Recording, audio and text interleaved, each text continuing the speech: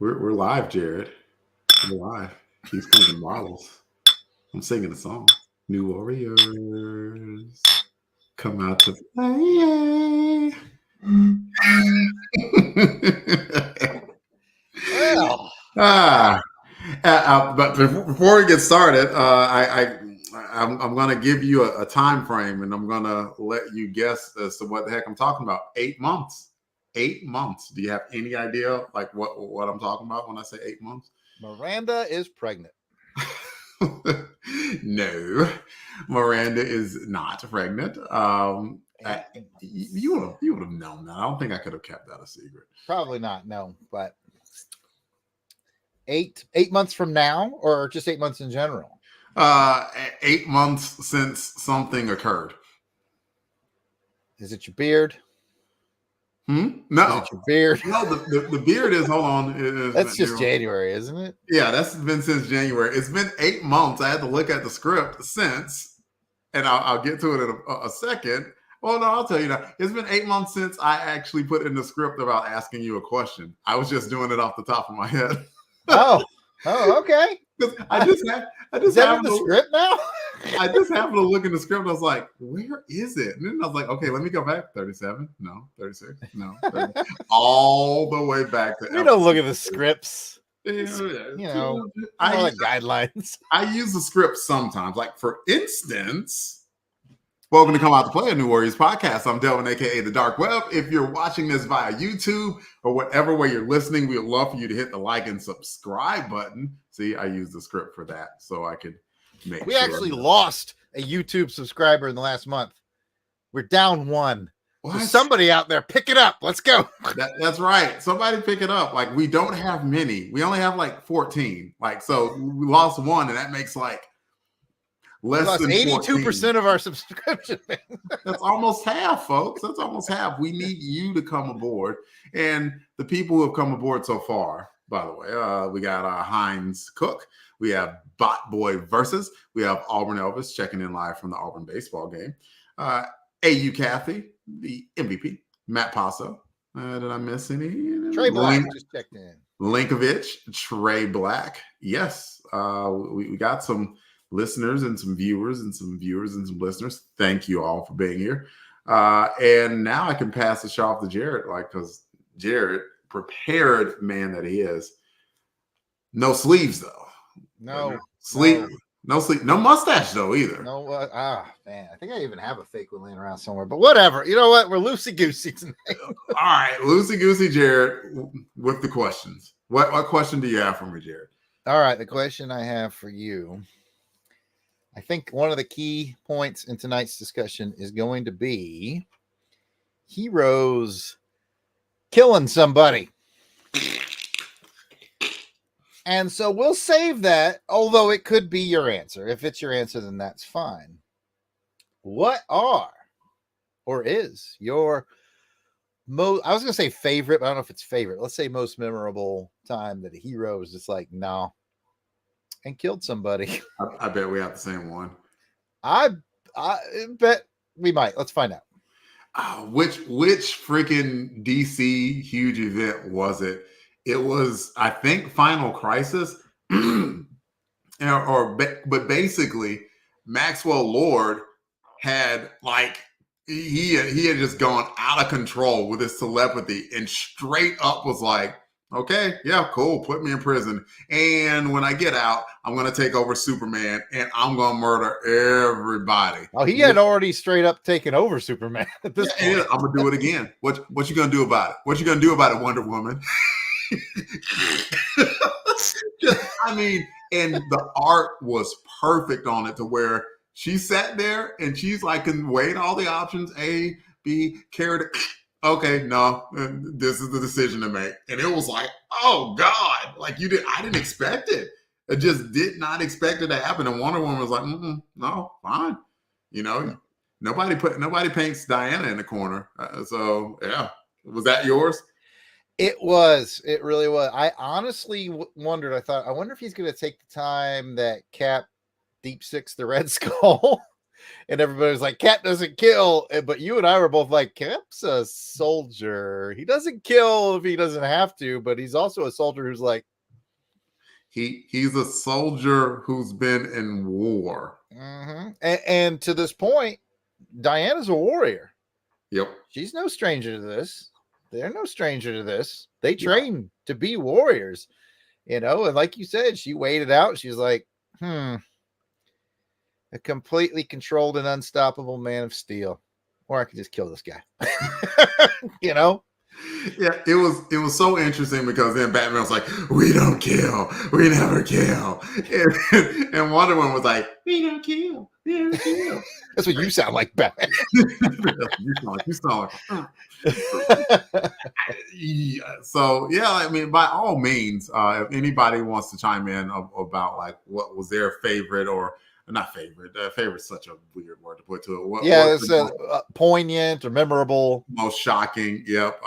Matt Passar chimed in and said, "For me, it's not mainline, but Superman killing the Joker to kick off Injustice. Oof, that was rough. Do you know what that's about, Jarrod?" Vaguely.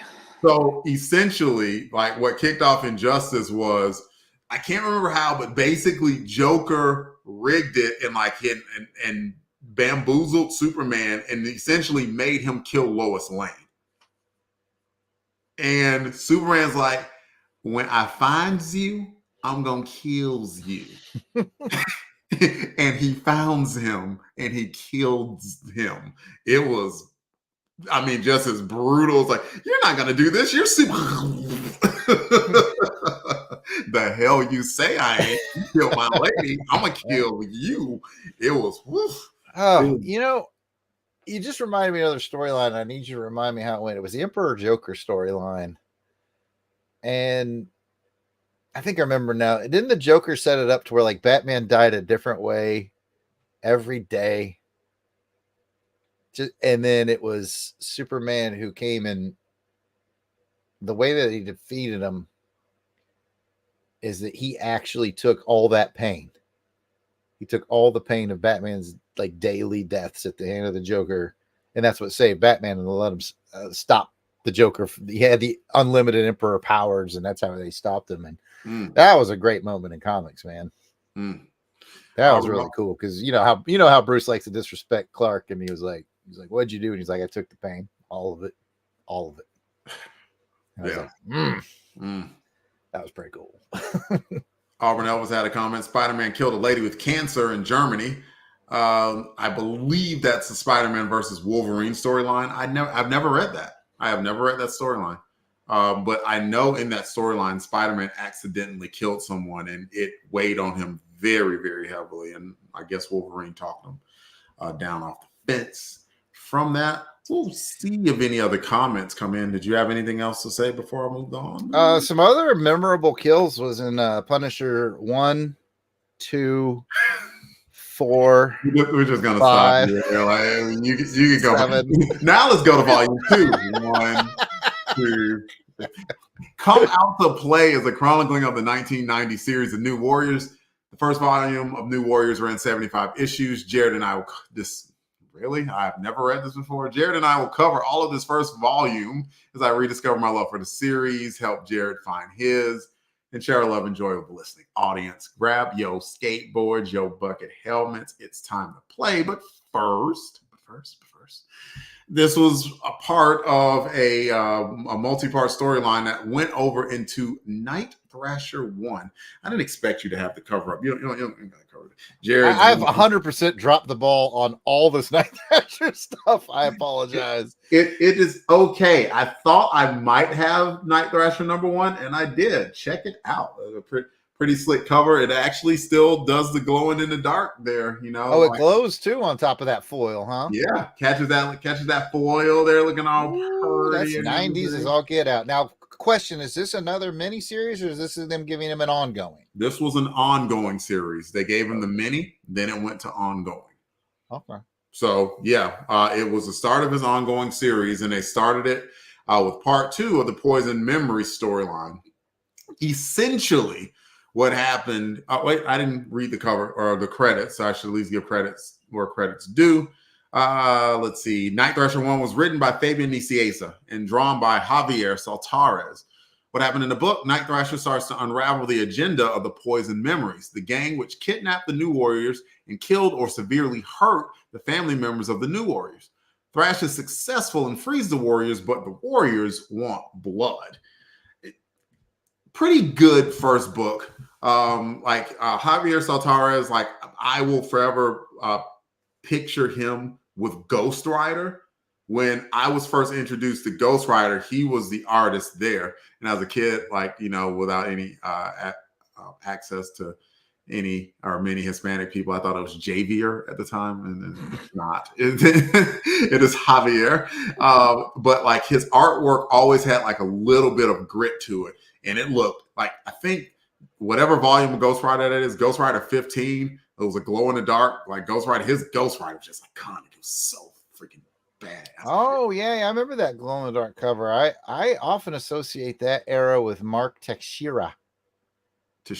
He did a lot of that Ghost Rider back then too. Was Javier? I bet Javier was the guy who took over after Mark left the book. I bet that's what it was. One or the other. I might be conflating Saltares, but I know Saltares drew Ghost Rider, and I knew Tex drew Ghost Rider too. So in any event, Night Thrasher, like overall pretty good, and it would be pretty much what you would expect out of a Night Thrasher book. Like he was wrestling with being apart from the team. He was wondering, had he grown a little bit apart from the team? So there was that aspect of it, particularly towards the end when he helped free them from the Poison Memories grasp. The Warriors are flat out like, yep, we're going to find this Kimiko Ashu dude and we going to kill him. We out for blood. And Night Thrash was like, well, that's not the way. But I don't know, and he was kind of saying that Silhouette was like, you weren't here. So, like, you're not really one to preach to us about, virtues, dude. So there was that part of it. And then there's the Poison Memories part of it, which was a little weird, where essentially Kimiko, the leader, started offing members of his own gang to kind of purify the gang, because what he had found out is one of the people that was on Dwayne's board, Guy No Don, that was his name was mentioned in that 4 Control series. He's one of the people on the board. He was a North Vietnamese general, and he founded the Poison Memories, but the Poison Memories, unbeknownst to them, they're all South Vietnamese refugees. And so, obviously, North Vietnam, South Vietnam, Bloods, Crips, pretty much. And so, finding that out was an absolute, shock to them. And, Kimiko wound up purging a lot of members of the gang in order to purify it, so to speak. And one of the biggest battles in the book was Night Thrasher faced a ally to Kimiko, a dude called Red Mirror. He put on this essentially a Night Thrasher type get up and fought him. And he wound up in a position where he was about to die and the train was about to come. And Night Thrasher was like, dude, everything you know is a lie, man. You don't have to keep fighting anymore. And he's like, well, everything I know is a lie, then I don't want to fight, period. Got hit by the train, Bob's your uncle. So yeah, it was pretty much anything that you expect from a 90s storyline, and a lot of things that you might expect from New Warriors as well, about family, about betrayal, about trying to find your place. And since I'm talking about other books, I did read Night Thrasher 2 that just came out, and it's very interesting. Night Thrasher 2 parallels a lot with what we're about to talk about with New Warriors 38, because it's really right now it's Night Thrasher against Rage. Rage changed his name. He calls himself the OG now, but he's trying to take back the city of Harlem by raising all of these gentrified stores and everything like that. And Night Thrasher wound up fighting Rage and sort of stopped them and quelled everything, but wound up having to escape from the police. And he looked and realized the damage that he's done and was like, what have I done?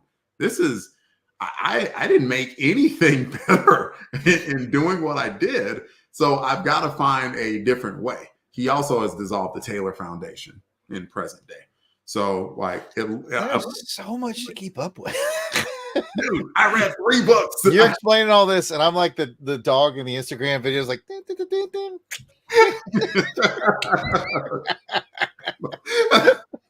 So, man. that is a lot of stuff. So let's see. Did anybody have anything else to add to that? No, other than Matt Passo, who said very much so. Rage is raging in issue 2. He is, and he seems to be. We're about to get into it. Rage seems to be on one of those. He feels his actions are justified and he's going to do it. And it's like, were they? And I don't know if that's up to the eye beholder or not, but we got 2 beholders here. So we should go ahead and get started talking about New Warriors issue 38. Cover credits go to Derek Robertson, Larry Malstead. I'm going to slide over. Jarrod's going to talk about the cover. I am. And I'll actually get rid of the banner real quick so we can all see it real well. So our cover is a lot of rage, but let's start with the basics. We have the New Warriors logo is red with white highlights on the yellow triangle. The corner box is green, and it contains the floating heads of Firestar, Speedball, Nova, Nimorita, Night Thrasher, and Silhouette. I like to pronounce the H. Silhouette. And as I promised, it's a lot of rage on the cover. It's sort of a looking up as he's come down on him. He's coming down on him. All right. This cover also has what we kind of began calling the trading card border last issue, and it's green, which is kind of nice because it plays off of the red gloves. If you go to the color wheel, red plays off green, which is why Thrasher's costume works pretty well. It's got reds and greens. And then, like I said, it's got the green border where the red gloves are stretched to. So it's a really good color balance. One of the neat things about it is he's clearly crashing down through a skylight. So you get the moon background, a la your Ninja Turtles. They're almost always seen in this position for some reason with the moon in the back. And I love it. And the cool attention to details, all the shards of broken glass from that skylight also falling with him. So, it's a really energetic cover, and it's a darn good drawing of rage. I like it. Like, it's one of those where I'm looking and I was just like, I almost feel like Derek Robertson was proud of it too. Like, I mean, I'm pretty sure he's put his name on like the other covers, but like, at the bottom of it, he put his name huge, DWR and Malstead. And there's just something about the energy of the cover where, I mean, like, you wouldn't want to mess with that dude. That dude looks angry, and he's got spikes on his shoulders and his knees. So you can't touch him and try and rationalize him because you would hit your hands on spikes and that would hurt.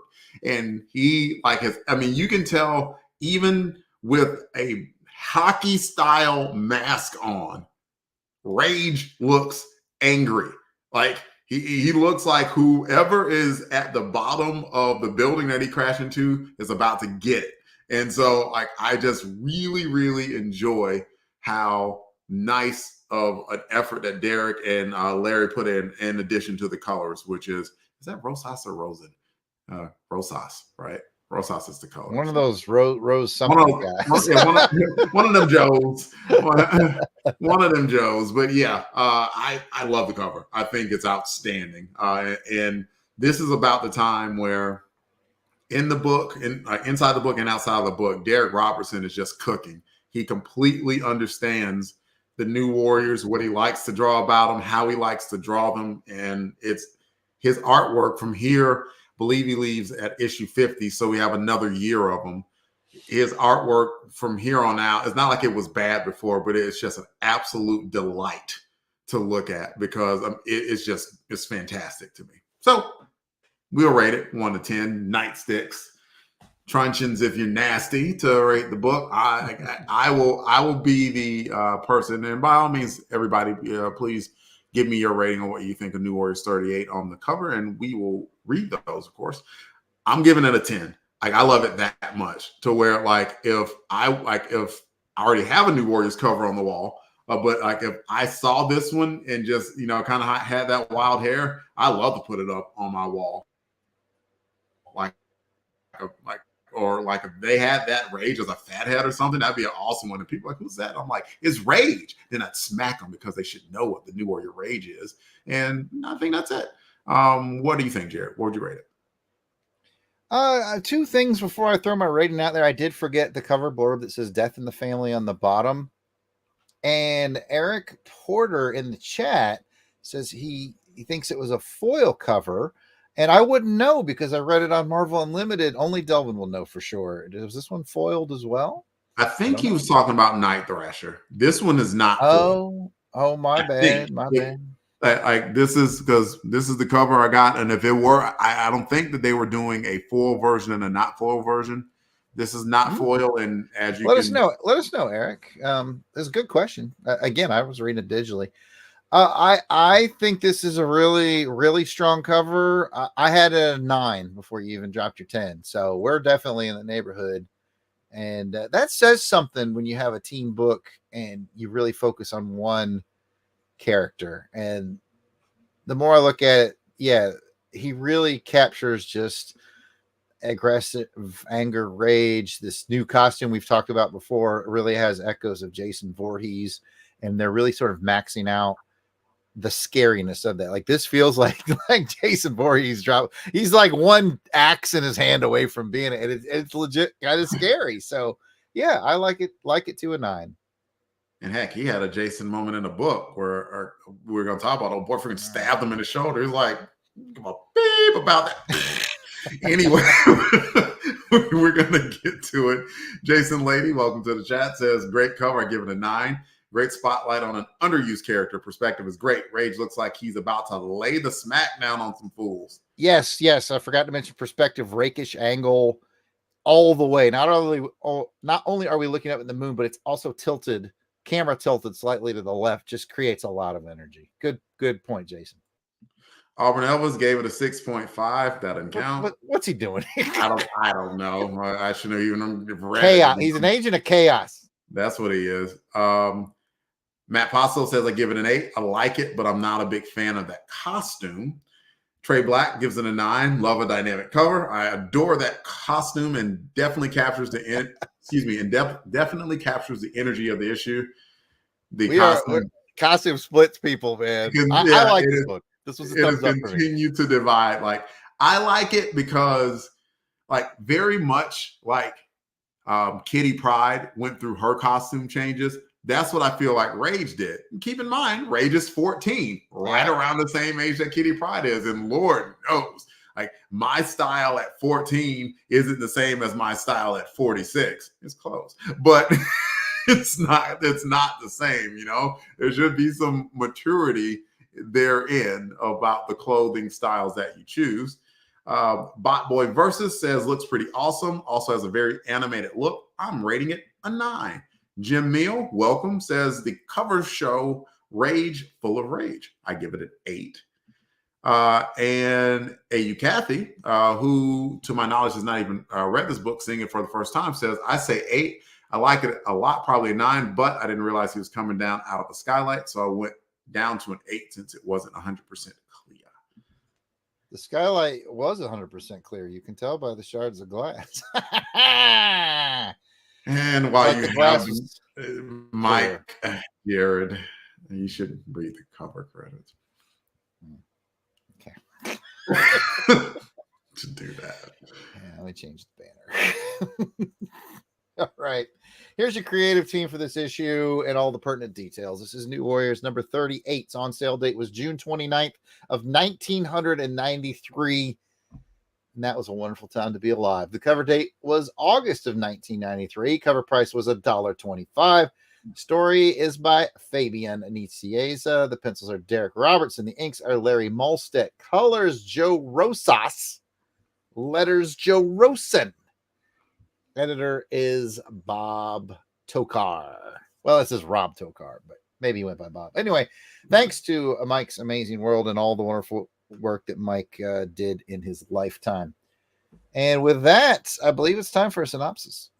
It is time for the synopsis. You ready for that? Here goes. The title of this book is Family Honor. So Rage broke a dude's neck. Good gravy. Okay, let's go ahead and get to the discussion here. I could have come up with more words, but I'm like, we're going to trim the fat here, going to trim the fat there. There you go. All right. There you go. Yeah. Well, let's get into this. Yep. I tell you what, a little behind the scenes, as I'm reading it on the iPad using the Marvel Unlimited, I collect the screenshots that we use to just guide our discussion throughout this. And when I'm done, oftentimes I have probably more than I need, and I try to keep it under a certain amount. I know there are some things about copyright. If you show X amount of a comic, some people can copyright strike you. I think it's more for like new stuff. I think nobody cares about this older stuff, but I like to play by the rules, right? Yep. So I try to cut it down. This time, man, I had like so many different pictures. I was like, there's so many moments that kind of lead you through this story that there was a lot of them. So it took a bit of truncating to pick what I picked. And one thing I want to get to before we even start out at all is definitely as an inker myself, I noticed in this issue in particular, Larry goes heavier than he's ever gone before. This is a dark issue, and I have to think that's on purpose because it's a dark. Fabian? No, Larry Malstead on the inks. On the inks. The inks are darker than they ever have been. As dark or maybe darker than when they did the Darkness storyline. Like, I noticed, I was like, he has never inked this, especially on Bagley. It's never been this dark, never this heavy. And I thought, I bet you, because they did that on purpose in the Darkness storyline, I bet you that they had a little team meeting, and this is just speculation, but I bet Fabian went in there and said, hey, remember how we went dark? This is going to be dark, y'all. So make it dark. Yeah. Having said that, let's go. All right. This book, let me get to my very thin margin. This book, more so than any book, actually leads with first you get a full page spread, then you get a double page spread, then you get another double page spread. They really want you to know the Rage of Rage because it's all Rage of Rage in the very beginning. And so I just kind of picked, I think this is the second one. I think this is like pages 4 and 5. And this is where he's just going on full rage. And to see it on our screen, maybe you're at home watching on a big screen TV might do it justice, but to see this filling up 2 pages of just the sprawling brawn. I mean, the fist alone that's in the foreground is like 25% of a page. It's really quite an artistic feat. You got bodies flying everywhere. You've got energy lines coming in. And let me tell you, us inkers love those energy lines. He said, his voice dripping with sarcasm because he's sitting there with a ruler going, energy line, energy line, energy line, energy line. And gotta make it like a clock moving around. It sucks. But in the end, it does look cool. And just artistically, not even talking about the story.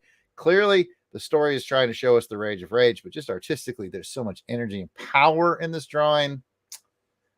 I mean, look how big they went with the lettering. Yeah. It's anyway, I'll shut up. You can talk. I choose to believe that any inker, when they have to do that, literally says energy line, energy line, energy line, energy line. I've drawn them, and I don't like them, but they do look cool when it all comes together. So they do feel rewarding. It does, man. And I tell you, like, sometimes there's just points that you have to bring on. Very quickly, hello to Billy Dunleavy, who came into the chat. Thanks for stopping by, man. Yeah, sometimes you have to drive home a point. It depends. Sometimes you do that using the Jasonism, Pope in the pool, where like the actions are kind of described. And sometimes you just need a mofo to let everybody know that he's angry. And when you have this big, strong teenager who's, you're usually not going to find an adult superhero that would say the phrase, "They killed my granny." Right? Like that felt like very much like an angsty teenager thing. I mean, justifiable. Granny State, that was his world. Completely get it. But like that phrase alone, and just seeing, and you're right, like this was page 3 of the book. Like page 2, Rage is just sitting there, like, almost like in a Hulk pose. Like where like everybody's bouncing off of him. Somebody's like they're trying to shoot him or whatever. Nothing's affecting him. He's that angry. right now, and he is ripping Chinatown apart to find the people that took his grandmother away from him. So just very well pointed out for sure. You almost missed the fact that he's being shot in the head in this panel. Yep. There's a bullet ricochet Nothing, going off of his left temple. yep. Nothing's touching him right now. He is feeling no pain. And that's not good, of course. You know, like a normal human being, when they experience loss like this, you have to process it. And he never, I mean, he wailed and cried when he was there and his grandmother died, but after that he has been nothing but rage. So he's not processing it well, I guess, is just a good way of putting it. Yes, indeed. So he is on a warpath, which is the main gist of this. And meanwhile, the new warriors they're springing a trap. I laugh because I included this one just kind of for grins. I don't know if you guys at home can read it. I don't know if I can read it on the script, but they're using code names, right? They're like, this is like Arsenio de Lino, you know, and then they immediately start using each other's names. And I'm like, what the hell kind of radio discipline are we doing here? This is when you realize that, I'm just going to throw this out here. I doubt that between Fabian and Derek and Larry, your big three creators right there, I bet, and the letterer, I bet not a single one of them has ever been in the military, because you don't do code names and just start referring to each other by your actual names. And so this is just kind of a light moment in a dark comic. As I was reading it, I was like, why did you come up with code names if you're immediately going to use your regular names? So that just made me laugh. That's the only reason this is up here. Although we can use it to point out what I pointed out before. Look how dark the inks are. I mean, look at Namorita's hair. Look at the water. Darknesses. Darkness is spreading. Yes. Yep. I got nothing to add. You're good. Yeah. Again, this was more of kind of a silly moment. Like, why did you make up code names? But anyways, let me switch off of silly. And like I said, they're getting in there. Now, I include this moment because this is one of the sort of we've been building to. We've been talking about Namorita taking responsibility for her. Hey, I'm gonna be a party girl tonight, and we're gonna have fun and all that. And they just really, really bit her in the behind. And this shows, even though we know how Richard feels about her, he's still kind of sticking it to her and saying, you made some bad decisions, and she could have bristled back. You know, she would have every right to bristle back and say, hey, you know, I'm not allowed to have some fun. Yeah, it bit me in the butt, but who could have seen it coming, all that. But nope, she just accepted it. She accepted her responsibility. And I thought that's good leadership right there. So here's what I took from the page. It was also good leadership, but it was from Nova's part to where, like, what Namorita was kind of doing was the self-loathing thing. And he's like, okay, I got skin in this game too. And are you going to like continue to make mistakes and possibly like get my brother killed? I don't even know if he's alive or dead right now. We're trying to find this out, and we can't find this out if you're just going to be this rampaging beast right now. So calm the heck down. And she was like, oh, yep, you're right. And that's I give her credit. You know, sometimes, you know, we all get that point. We're flying off the handle, and you need that friend or that loved one or that confidant to be like, dude, you need to slow it down. And like, and you know how it is. Like sometimes, like you could have like a random stranger come up and tell you to calm down. It's like, get out of my face before I deck you. But that takes that certain person to come to you. Is like, you need to calm down. And you're like, you're right. I do. This is on me. My bad. So I liked that moment. I thought that it showed, I mean, and one of the things that you mentioned, like the first panel, it's doing that darkness thing, but it's also like Namorita kind of brooding and looking angry.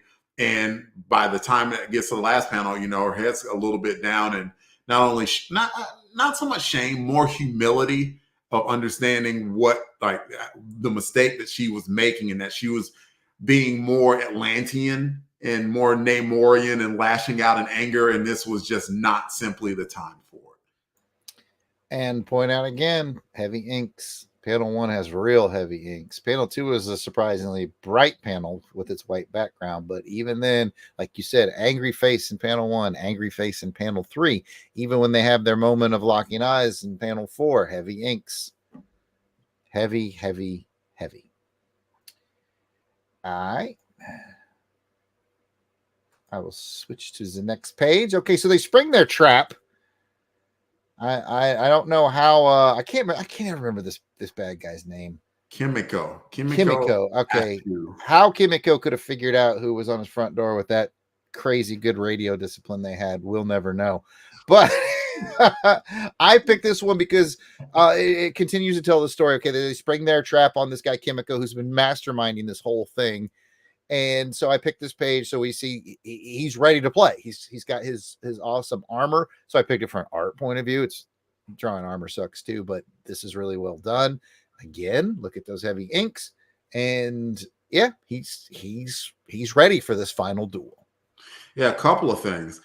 Kimiko at this point, oh boy, had lost his way, and I'll give Fabian credit for basically intimating as much, and it was kind of like he's chasing down demons that are imaginary, really, at this point. And like he lost his way. If you remember, like part 1, and even leading up to it, he seemed almost like a guy of honor. And it's like once he found out the news about basically that, this whole gang that he and family was bought by someone who he was completely antithetical to as being the North Vietnamese general, and they're all South Vietnamese. I think something just snapped in him and he lost, and he got just lost in this whole vengeance kick. He could have blamed Guy No Don for it, but instead he blamed Dwayne Taylor, Night Thrasher, for it, and he was just all over the place at this point. Nova as well. Another leadership point where like Night Thrasher immediately is like, take him down, and Nova's like, no, like hostages. We can get the hostages out of here quickest. We should do that. That should be our first priority. And as soon as he did that, I'm like, okay, I like that. Like, I don't know necessarily if in issues 1 or 2 of the book that is an action Nova would have taken. In this case, Nova was sort of still butting heads with Thrasher, but in a meaningful way. Like, hey, I need you to do this decision. Like, no, that's not the right decision to make. Tactically, the best thing to do is free the hostages first. Then we can take care of the bad guy. And I just thought that was very smart, very heroic thinking. It was. The only thing that made me think is they probably should have had that plan before they busted in. But it was good thinking on the feet. And obviously, and it also shows where Nova's focus is. It's on his brother. It's on hostages. It's protect people. And whereas where Thrasher's head is, it's time for us to take down this bad guy. And it does speak to their blossoming relationship because they don't really butt heads. It's like, I think this would be a better tactic. And Thrasher's like, it is, so they were getting along well. From an artistic point of view, before I move on, I also just want to point out, I really love it when they do this, and they do it well here. Last panel, second of 2, bottom panel. When you want to show that energy and you want to give it that oomph, always just put a little bit outside the panel border, and you see how his fist and his finger comes out. It just adds a really nice piece of energy. Shows you how like big that. Let's go. Yeah, pretty cool. All right, I got 4 more pages. Real quick, by the way, and I'm not sure if the audience would. You can switch. I'm not sure if the audience would have been privy to this. The reason why the Warriors found out where Kimiko and hostages were holed up, or they were pretty sure Kimiko was going to be there. Guy No Don is the one who told Dwayne Taylor about it because since he completely financed the gang at one point, even though Night Thrasher pulled him from it, he's like, yeah, they're probably in the warehouses that I bought for them. And so they figured it out and went to the warehouse where Kimiko was most likely to be. I noticed we popped a question in there. It might just be being silly, but Trey said, is that armor supposed to be intimidating? Who designed it? Isn't that an AIM armor? Didn't he mention he picked it up from AIM? Earlier in the book, they mentioned that the Poison Memory stole this technology from advanced idea mechanics. And one of the main plot points in the book was he was in such a hurry to put it together that he forgot the coolant system on it, which, you know, might be important for electronic devices to have a coolant system. Well, I mean, it's AIM, all right? Because Trey goes on to say he just doesn't like the design. I'm like, well, you know, their main thing is toothpaste. Their secondary thing is robotic killing machines. So, Yeah. factor it in. All right. I think I have 2 pages after this. This is the moment where Rage sort of catches up with Kimiko. I think I got it right for once. You did? And I guess his first name is Ashu. Oh, yeah, because Speedball tried to make Speedball tried to make a sneezing joke out of that earlier. Nobody liked it. And he didn't like it. So this is Rage catching up, and I just picked it because it's got a lot of energy. It also has a lot of heavy ink work and an awful lot of rage. Not just the character, but also I wanted to point out the borders are raggedy and uneven, as if to say it's chaotic. And then their borders are painted red, which shows anger and danger. So just a lot of comic craft in here. I know I'm speaking more to craft than story, but at least Delvin something to talk about. Well, I want to add a comment from Kathy who says, I love that these quote unquote panels aren't like normal panels, more abstract and different. And I'm really loving the darker ink that Jarrod described. So someone who isn't in the trade can look at it and notice that, you know, it's not just your typical 9 panel or whatever. Like, and to me, what that shows is just that trust at that point, that or synergy that Fabian and Derek had with each other. Like, and you could tell at this point where Fabian had the storyline and just said, Derek, no, man, go show out. Like there've been quite a few times, like probably since Forces of Darkness, Forces of Light storyline, where you can tell Fabian just told Derek, dude, like you're a star, man. Like show them you're a star. And he freaking drew a freaking awesome thing and then an awesome Spidey and everything. And now, you know, these are his characters in his own book. Before this page, the rest of the Warriors minus their 2 powerhouses, Nova and Namorita, took out the big giant robot. Night Thrasher kind of cracked open like a little bit of the armor, and Firestar overloaded it, and then the guy Kimiko would not stop. The thing basically blew up, and he crawled out of it. Night Thrasher was unconscious. He was about to stab him. Rage comes in and grabs him, and that's where we are now. And yeah, I wouldn't have noticed that it was darker without you saying it. I appreciate you mentioning stuff like that. Sometimes details like that escape me because I'm trying to learn or, you know, look at the story. But we're about to get to that page. We are. Rage, I think Rage gave the guy a chance to at least, like, because last issue, Kimiko was kind of like, dude, I didn't want your grandmother killed. I didn't tell them to do that. And I had them killed as a result of them doing what I didn't say.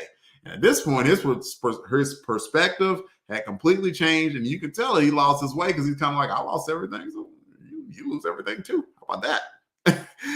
And maybe that's not something that you should have told an angry mini Hulk teenager.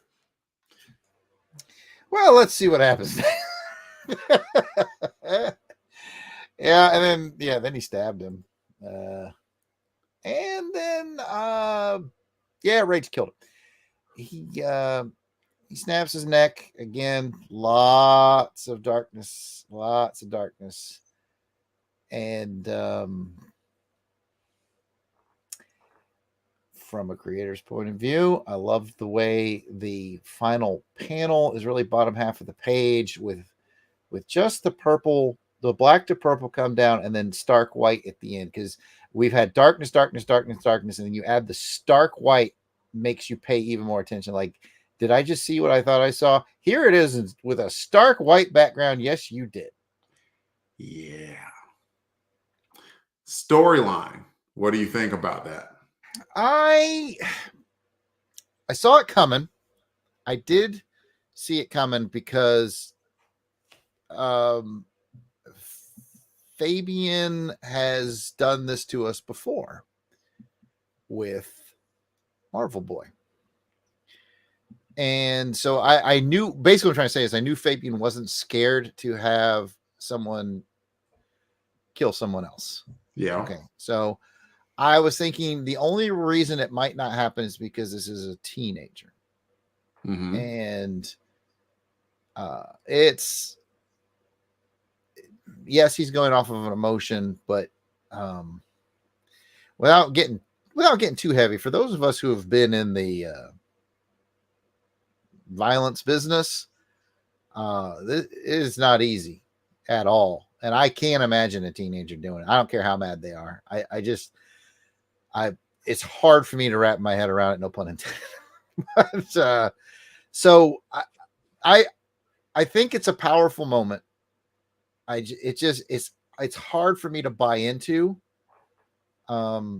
especially the after. I could see him doing it in this huge emotional moment. But I'm here to tell you, I don't mean to be too heavy, but having, been to Iraq and all that, I'm here to tell you that when you take a life, even when it's somebody who's ultimately evil or a bad person, they're trying to kill you. I've seen the toughest of men cry, vomit. Vomiting is very common. It's a thing, man. And I don't know that comic creators really always understand that. So I think it's going to make for definitely going to make for interesting storytelling moving forward. I want to see where we go from here. Mm-hmm. It's just, I guess, man, I don't mean to be so depressing. I guess I've seen too much real death for, I think I overanalyze this stuff. I should probably stop talking. Nah, like you've often said feelings aren't wrong. And I somewhat disagree with you in that, like, teenagers have killed and do kill, like, not only historically, but like, I mean, we let people enlist into the armed services at 18 years old. You're still a teenager at that point. So do I believe that a teenager could be pushed to the point of anger to do this? Yes, particularly given that this is Elvin, that his grandmother was Elvin's world. And as I've discussed, I don't know what happened with Elvin's parents, but parents are not in the picture. Mom gone, dad gone. The only person in his life, like, holding on and loving and nurturing him as best as she can, was his grandmother. And with his grandmother gone, he is anchorless. And that, like, might lead to something like this. And another telling thing, not even necessarily, like, we don't know the aftermath of Rage's decision. We don't know. And of course, thankfully, it's off panel, some of the things that happened between this and the last page. We don't know what was said or anything, but here's what we were given as far as clues. Night Thrasher, who had already in his book has said, not violence is an answer, but killing him is not going to solve anything. It's not the answer. He had already had that on his mind.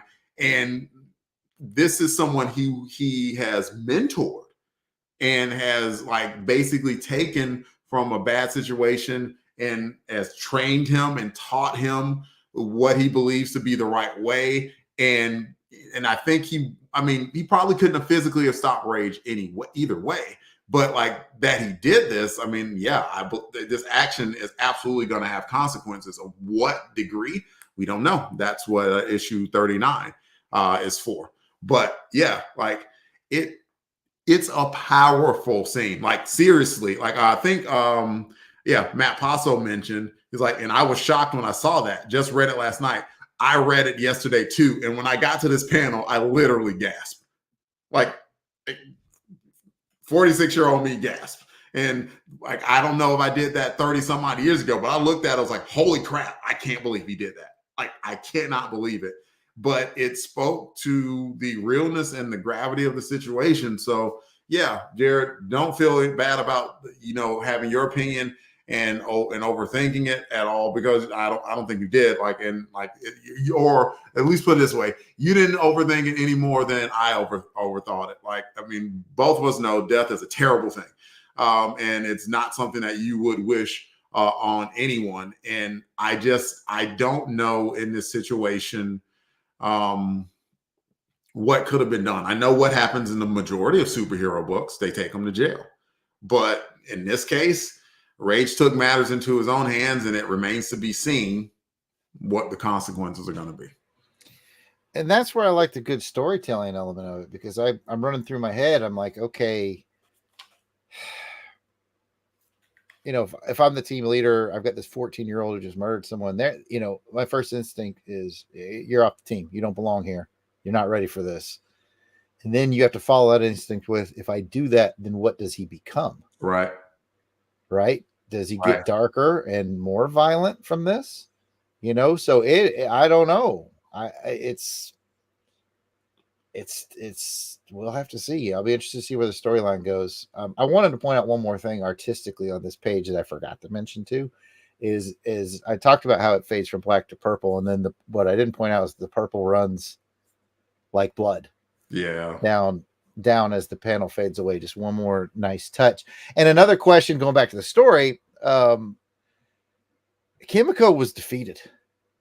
He was defeated. He was like literally melting away. And that adds another factor. Like, this guy was defeated. So it's not like, he had a gun to a baby's head or anything. Yeah. This what you saw was pure vendetta. Yes. And that's just adds so many questions. Trey Black just asked a question in the chat. Are we talking about Rage or Jason Todd? Bingo. And Jason Todd was a little unhinged, wasn't he? And by the way, that dynamic still plays, of where, like, if Jason Todd has gone too far, and like in that Batman is like, I saw it as like a, maybe, I don't know, some issue of the Outsiders. I didn't collect it. But like him, and I saw a clip where Batman and Jason Todd kind of went back and forth, about it. And that dynamic is always the same, where Jason Todd just decided he wanted to cross that line. And Batman, what do you do when your younger brother, or someone you think of as a younger brother or a son or a nephew makes a mistake like this? Do you disown them entirely? Do you bring them closer and try to love on them and make sure that they don't make that mistake again? Who knows? And I don't remember what Dwayne does in this situation, and I'm anxious to find out.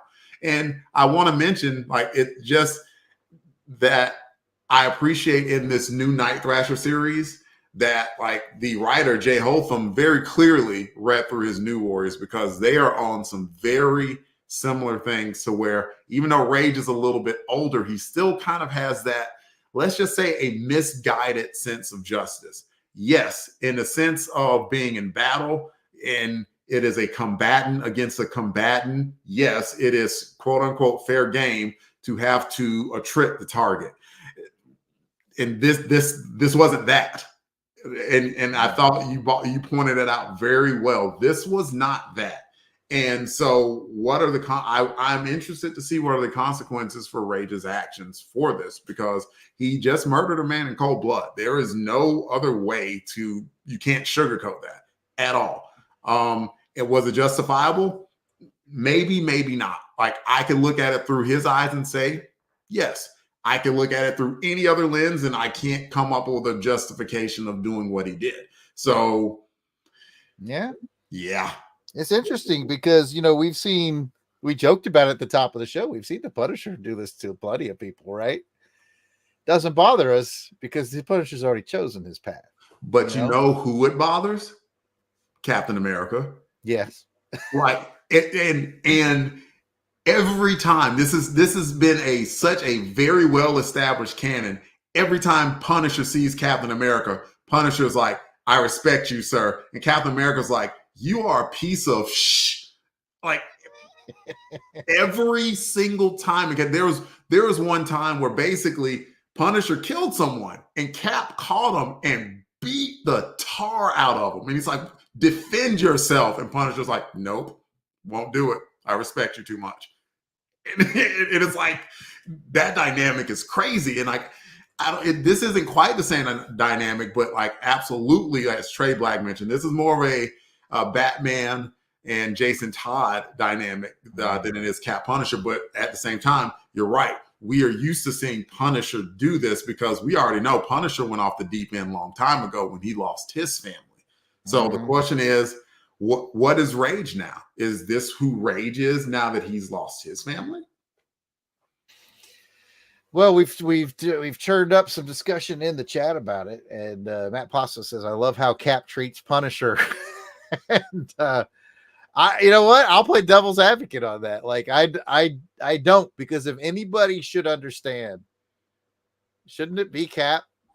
I'm not. I mean, from a soldier's point of view, I understand what you're saying. You know what I'm getting at? Like I do. Like he doesn't have to condone it, and he can be salty about it, but like there should be a certain level of understanding, because you know they've both been to war, and they both know it just twisted one guy harder than another. And we I don't know about you, but I think I can speak for you. We know guys like that war is twisted harder than it's twisted other people.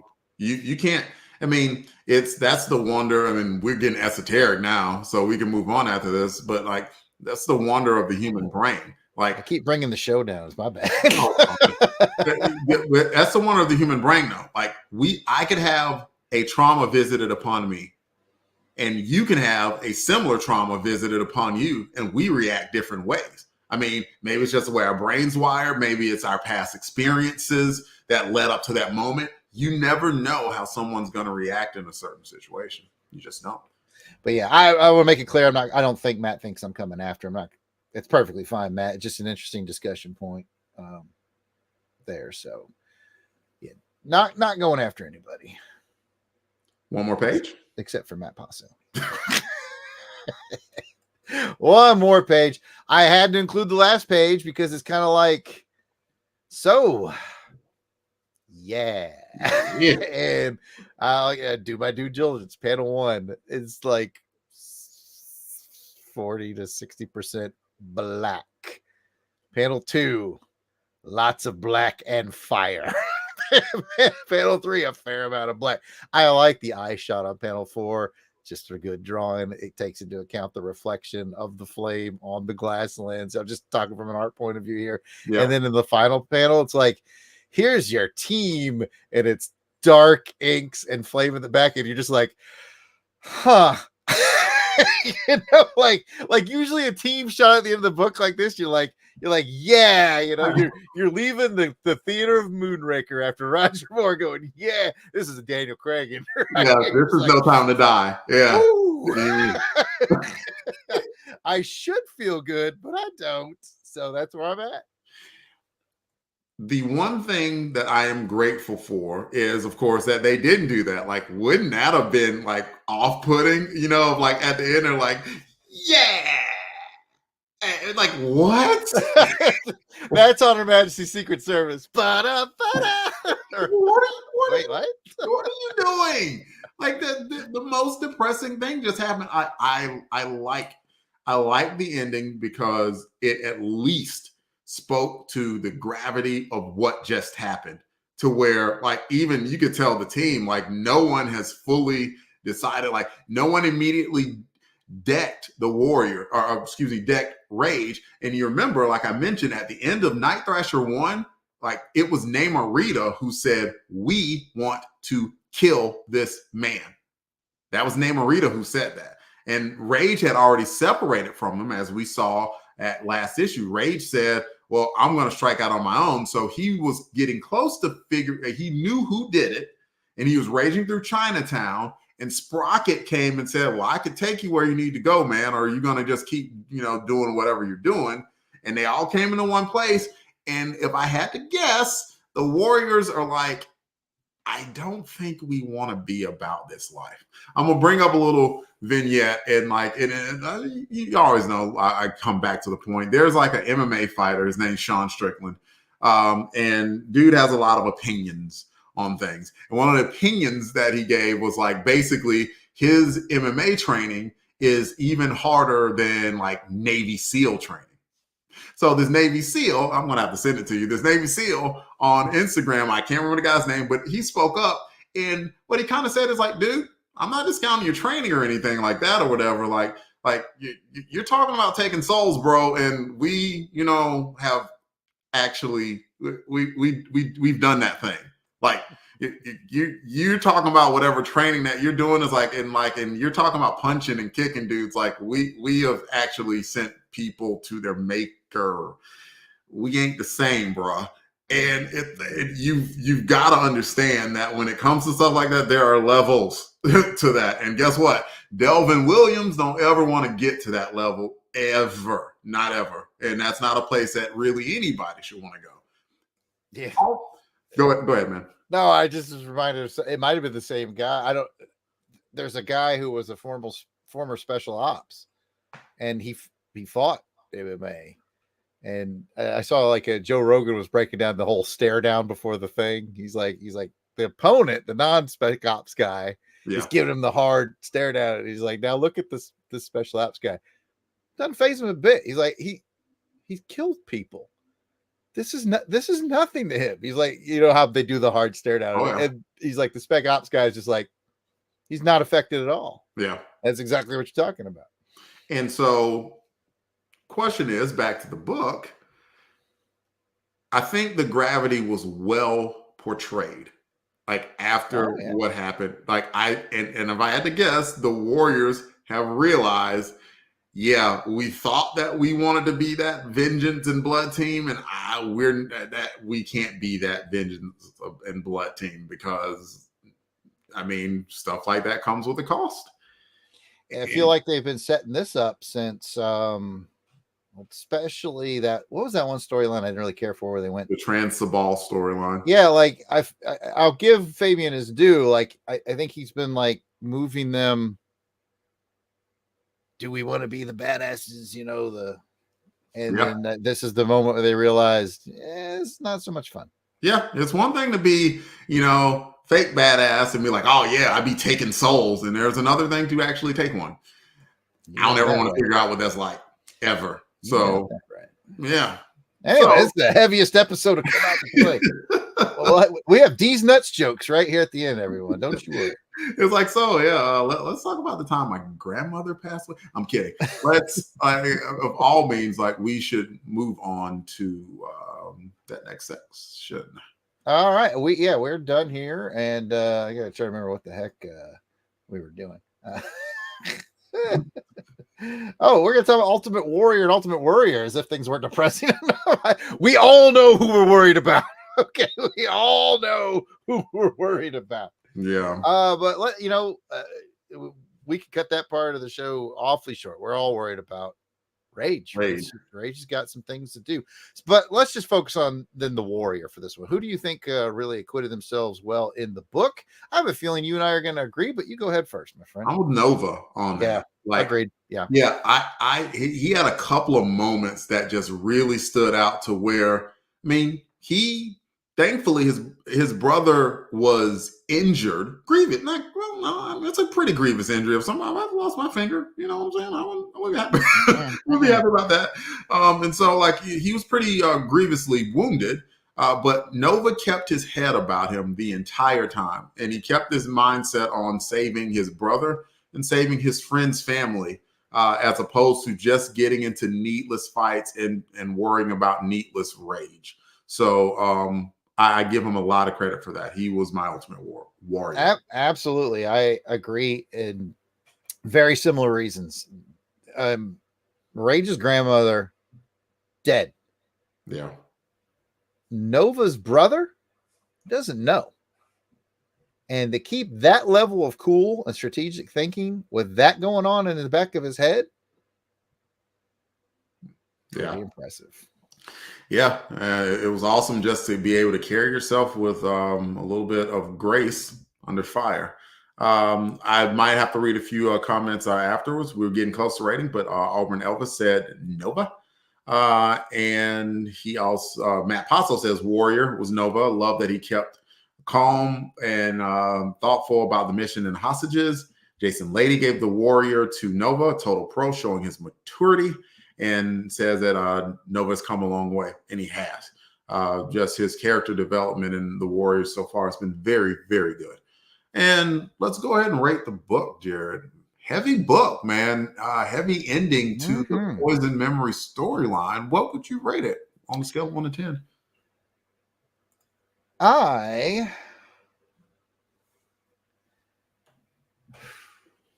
gonna rate it a 9. I think just the fact that it made me ask a lot of questions. Yeah, it brought me to a tough place and to a darker place, but it's those books that are memorable, that are powerful. It's powerful. That's the word I'm looking for. It's a powerful book, and it's gonna stick with me, for a long time. You ask me right now, we've read 38 issues. What am I going to remember? I'm like, I remember this. There's a lot of stuff that we've covered that I've forgotten. Yeah. I still can't name all the members of that Cyanex team. I'm not great at that. You'll see. But yeah, this is gonna stick with me, and it's a total package because it leaves you with questions. It does the great writer thing that says, okay, I need to know what happens next. It does the great art thing because the penciler absolutely showed out and his inker carried the heaviness of the book. And I know I'm going to make this the run a little longer, but I want to show you guys something. All right. So there's our first panel. Well, shoot, let's go to the cover. Off. We already talked about it. It's rakish angle, right? Power lines, people flying everywhere, off kilter, the border, red, frazzled, not the same thickness anywhere. It's obviously drawn by hand because it's energy. Calms down a little bit when we get to the team. You still have red frazzled border though, don't you? Right up there. Yeah. Red frazzled border there. Really stretched out, not even rectangles anymore by the time we get to here. Then the moment happens, you get the quote unquote blood rundown, the purple rundown. And then look at the last page. Perfect. Back to normal. Perfectly squared borders. That's just amazing. Just from the craft point of view, chaotic, powerful moment. Focus on it. Don't let the chaos take from it. That's why you get that white background. Turn the page. Level squares with a calming blue square behind it all. As if to say, now we are entering our cool down moment. But not completely cool, hence the fire background. That's incredible. I don't think I could describe that any better, so I'm not going to try to. I am going to read some comments, though.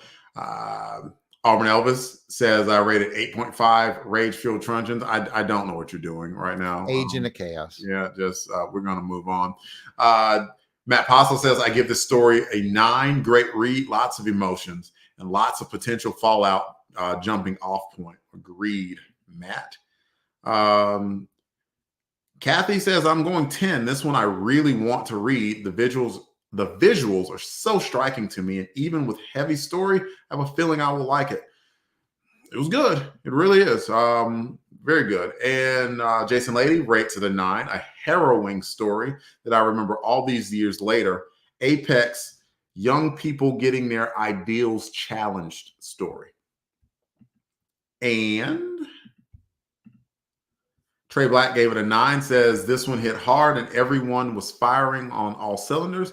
Only the darkness of the ending keeps it from being a 10.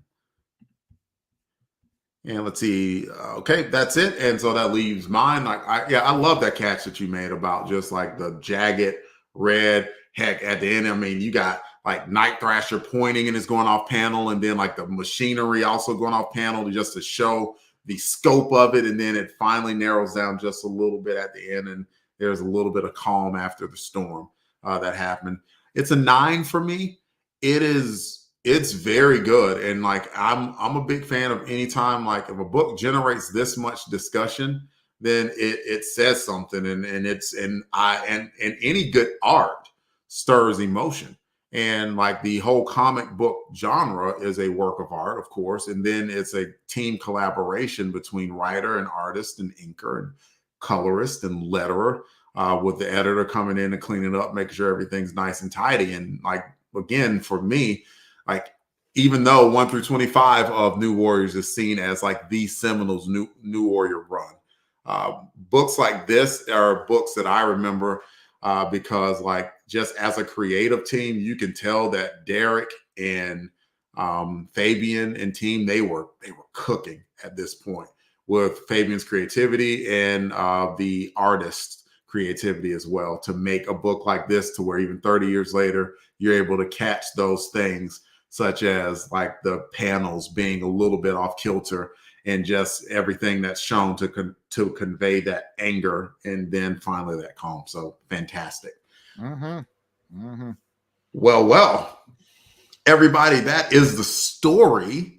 That's the story. That's the show. Please come back and join us for the next episode where we discuss New Warriors 39, where we find out if Rage is going to need to lay low for a while, find a safe house. He might be wanted for murder. Killed a guy with my hands. Yeah, you did.